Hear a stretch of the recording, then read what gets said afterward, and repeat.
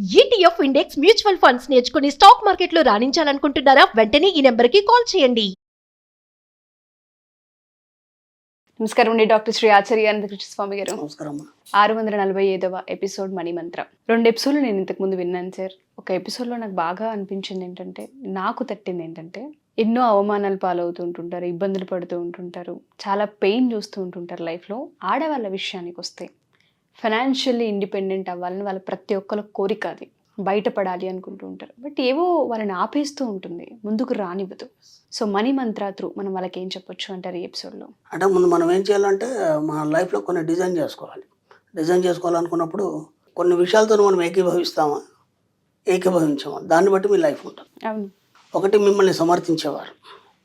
Okay, మిమ్మల్ని సమర్థించేవారితో మీరు ఏకీభవిస్తారా? ఒకటి. 2, మీ మీద సానుభూతి చూపించేవారు. ఓకేనా?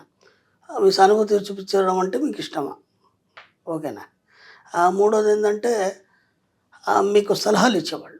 ఈ ముగ్గురిని మీరు కంపేర్ చేసుకున్నప్పుడు మీరు ఎలా ఫీల్ అవుతున్నారు అనే దాన్ని బట్టి మీ లైఫ్ ఉంటుంది.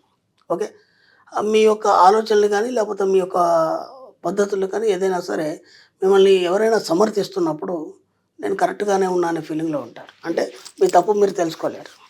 ఓకేనా? అలాంటప్పుడు ఏమవుతుందంటే మీ తప్పు మీకు తెలియనప్పుడు ఎలా సరి చేసుకోవాలో కూడా తెలియదు.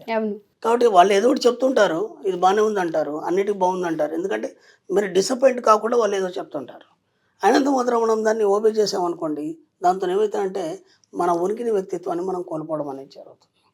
ఇంకా 2 విషయాలకు వచ్చినప్పుడు కూడా మీకు మీ మీద సానుభూతి చూపించే వాళ్ళు ఉన్నప్పుడు ఏమైపోద్దంటే జాలి, సానుభూతి అనేది మన మీద ఎవరు చూపించద్దు. ఎందుకంటే ఎప్పుడైతే మీరు జాలి, సానుభూతి కోరుకుంటున్నారో మిమ్మల్ని మీరు తక్కువ చేసుకుంటున్నట్టు లెక్క. అర్థమైందా? ఎప్పుడు కూడా ఏ విషయంలో అయినా సరే ఎవరైనా సరే మీ మీద జాలి చూపించడం కానీ సానుభూతి కానీ చూపిస్తే మీరు తక్కువైపోతున్నట్టు లెక్క. కాబట్టి దాని దగ్గర కూడా రానివ్వకండి వాళ్ళు. ఓకే, మిమ్మల్ని ఎవరో పొగుడుతారు, పొగిడినప్పుడు పొంగిపోతారు కదా, అది మంచిదే కదా. ఎవరైనా పొగిడినప్పుడు పొంగిపోతారు. ఇక్కడ ఏమవుతుందంటే మీరేంటో మీకు తెలుసు కదా, వాళ్ళు ఇంకా కొత్తగా మిమ్మల్ని పొగిడేదేముంది.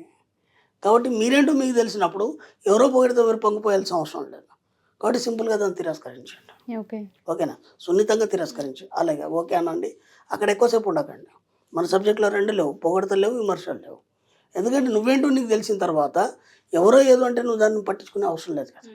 కాబట్టి ఇక్కడ నేను ఫస్ట్ చెప్పింది ఏదైతుందో, సెకండ్ చెప్పింది ఏదైతుందో, మూడోది ఏదైతుందో, ఈ మూడిటితో మీకు పని లేదు. ఈ మూడింటిని మీ మైండ్లో తీసేయండి. ఈ మూడింటిని కనుక మీరు మైండ్లో పెట్టుకుంటే మాత్రం మీరు ఎదగరు. ఎందుకంటే మన సబ్జెక్ట్లో మనం ఎవరి మాట వినం.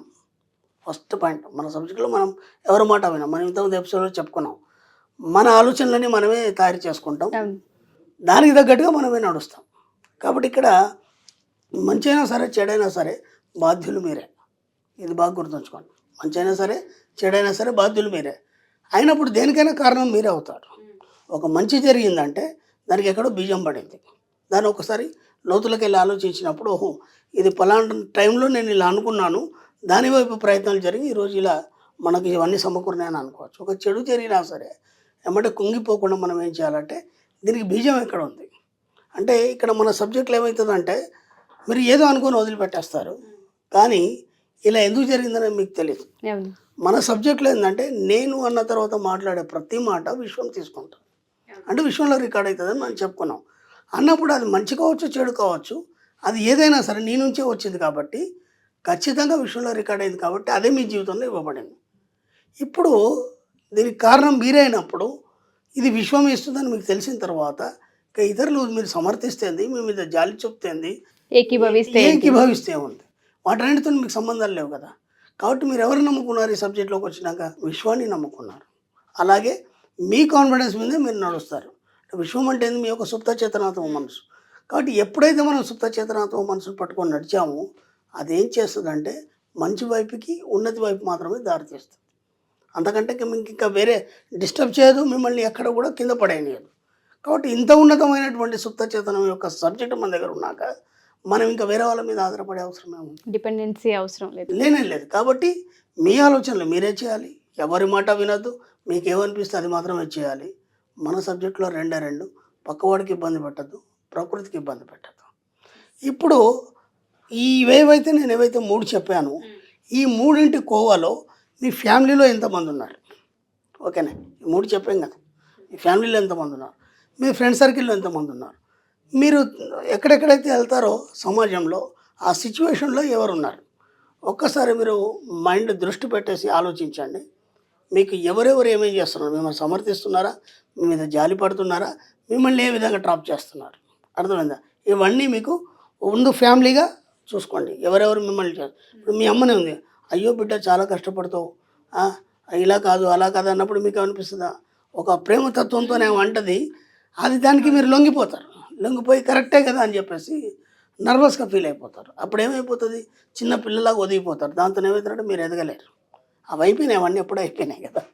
కాబట్టి ఫ్యామిలీలో ఎవరెవరు ఉన్నారో వాటన్నిటిని మెల్లిమెల్లిగా అవాయిడ్ చేయండి, ఓకేనా? తర్వాత మీ ఫ్రెండ్ సర్కిల్ ఎవరు ఉన్నారో దాన్ని మెల్లిమెల్లిగా అవాయిడ్ చేయండి. తర్వాత బంధువులు ఎవరు ఉన్నారు అంటే ప్రతి మనిషికి ఒక ఫ్రెండ్ ఉంటాడు, క్లోజ్ ఫ్రెండ్. ఆడవాళ్ళు కావచ్చు, మగవాళ్ళు కావచ్చు, క్లోజ్ ఉంటారు. అంటే అన్ని రహస్యాలు చెప్పుకునే ఒక ఫ్రెండ్ ఉంటాడు. ప్రపంచంలో ఏదైనా సరే మన దిక్కు మాట్లాడేవాడు నిజమైన ఫ్రెండ్ అని ఒకడు ఉంటాడు. అంటే మన తప్పైనా సరే వాడు మన దిక్కే మాట్లాడుతుంటాడు. ప్రపంచం అంతా ఒకవైపున మన వైపు మాట్లాడేవాడు నిజమైన స్నేహితుడు అని అలా చెప్తుంటాడు వాడు. కానీ అది కూడా కరెక్ట్ కాదు కదా, ఎందుకంటే తప్పును తప్పుగా చెప్పాలి. ఇక్కడ అన్నిటికంటే గొప్ప ఫ్రెండ్ ఎవరంటే నీ సుప్త చేతనాత్మ మనసు. అందుకే అంటారు కదా, అరే నీ గుండెలు మీరు చేసుకొని చెప్పరా, అది ఎంతవరకు కరెక్ట్ అంటే నీకు తెలుస్తుంది. నువ్వు కరెక్ట్ చెప్తున్నావా, కరెక్ట్ చేస్తున్నావా, అబద్ధం చేస్తున్నావా, లేదంటే తప్పుడు దారిలో ఉన్నాయి, ఇవన్నీ మీకు తెలుస్తాయి కదా. అయినప్పుడు మీ యొక్క సబ్కాన్షియస్ మైండ్ని అడగండి, దాన్ని ఎలా సరి చేసుకోవాలి కూడా అదే చెప్తుంది మీకు. ఒక సమస్య వచ్చింది, నిద్రపోయే ముందు, నిద్రలోకి చేరే ముందు అడగండి అని చెప్పాను నేను. తర్వాత 3-4 రోజులు ఆ సమస్య పరిష్కారం అనేది జరుగుతుంది. ఇలా ఎక్కడైనా సరే ఈ ముగ్గురిట్లో ఎవరిని సమర్థించకండి. మీ లైఫ్ మీది, ఎవరి మీద ఆధారపడకండి, ఎవరిని మీ మీద జాలి చూపనివ్వకండి. ఎంత వీలైతే అంత మీ వ్యక్తిత్వాన్ని ఉన్నతంగా తీర్చిదిద్దుకోండి. మీ సబ్కాన్షియస్ మైండ్ని నమ్మండి, చక్కని దారి చెబుతుంది, ఉన్నతి వైపు ప్రయాణం చేస్తారు. Wonderful sir. చాలా సందర్భాలు ఆడవాళ్ళు ఏంటంటే డిపెండెన్సీ, సమర్థింపు వైపు అండ్ దాంతోపాటు కొంచెం ఎవరైనా మా వైపు జాలిగా మాట్లాడితే ఒదిగిపోవడం, ఇవే ఎక్కువ చూస్తుంటుంటాం. అలా కాకుండా డిపెండెన్సీ లేకుండా లైఫ్ని లీడ్ చేస్తే కాన్ఫిడెన్స్ పెరుగుతుంది. మీరే తీసుకోవాలి. ఎందుకంటే ఇప్పుడు నేను ఇంతకుముందు కూడా మనం ఎపిసోడ్లలో ఆడవాళ్ళ యొక్క మనస్తత్వం గురించి ఎన్నో రకాలు చెప్పినప్పుడు ఇది సబ్జెక్ట్ అంతా కొంచెం కటుగా ఉంటుంది. దీన్ని జీర్ణించుకోవాలంటే కొంచెం టైం పడుతుంది. అదేంటి మా తల్లి కదా నా మీద ప్రేమ చూపిస్తుంది కదా, కాదని అంటే ఎలా ఉంటుంది అని మీకు అనిపిస్తుంది. మెల్లిమెల్లిగా అన్నీ అలవాటు అవుతాయి. సబ్జెక్ట్లోకి ఎంటర్ అయిన తర్వాత ఒక్కొక్కటికి అన్నీ మీకే అర్థమవుతాయి. దాన్ని బట్టి అప్పుడు మీకు ఆ సబ్జెక్ట్లో ఎంటర్ అయిన తర్వాత అనుభవాన్ని పొందిన తర్వాత అప్పుడు మీకు అర్థమవుతుంది కదా ఇట్స్ ట్రూ అనేది. ఎస్. క్లాసెస్ గురించి చాలా మంది అడుగుతూ ఉన్నారు, ఎస్పెషల్లీ ఆడవాళ్ళని చెప్పుకోవాలి. అందులో క్లాసెస్ ఎక్కడున్నాయి, ఒకసారి డైరెక్ట్గా మేము క్లాసెస్కి అటెండ్ అవ్వాలనుకుంటున్నాం, నేర్చుకోవాల్సినవి తెలుసుకోవాల్సినవి ఉన్నాయి అంటున్నారు. ఒకసారి ఆ డేట్స్ అండ్ ప్రాంతాలు ఎక్కడ అనౌన్స్ చేస్తారు? మనకి ఇప్పుడు అప్కమింగ్ క్లాసెస్ అండి 2024లో అమ్మా, 28 జూలై బెంగళూరులో ఉందమ్మా.